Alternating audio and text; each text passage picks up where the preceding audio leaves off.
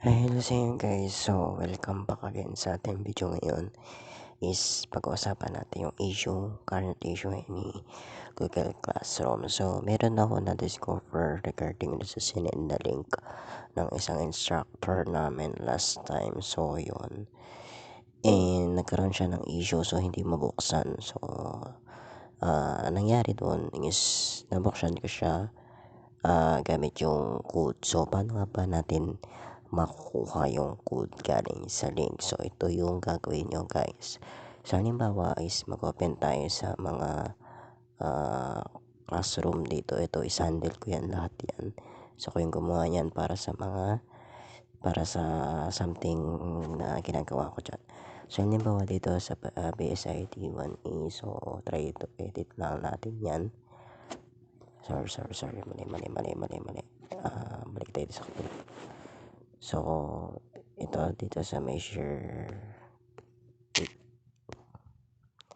Balik tayo dito. Tapos, click nyo sa settings. Ayan. So, dito sa settings, kung kayo nasa mobile phone. So, punta lang kayo sa Google Classroom. And then, settings. Tapos, click nyo sa invitation link. So, sa invitation link is ikakopy niyo yan, guys.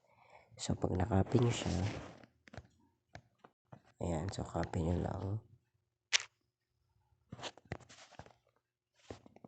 Copy nyo lang yan, guys.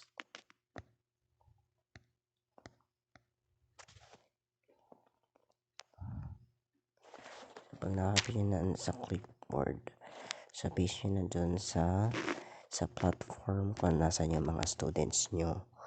Or, dito muna tayo sa notepad para pakita ko sa inyo kung ano yung sinasabi ko na code. So, yan, nandyan kasi sa notepad yung code ng G-Class.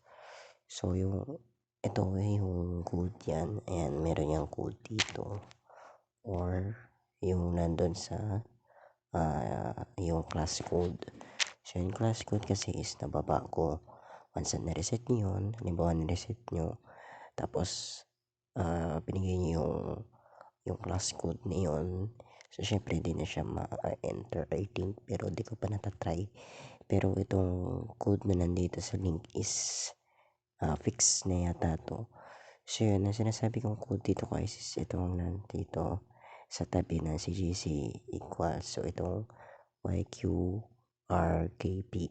So, yan yung class code na i-enter nyo dun sa G-class. So, once na-enter nyo yan, so copy nyo lang yun. Tapos, paste nyo dun sa join class. Kung kayo nasa mobile phone or sa mobile device. So, ipipaste nyo lang yun doon.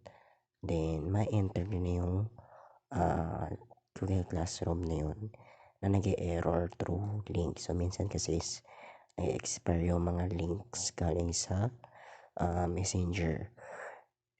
So, yun lang guys, and I hope you learn about more video today. And don't forget to like, share, and subscribe. And thanks for watching.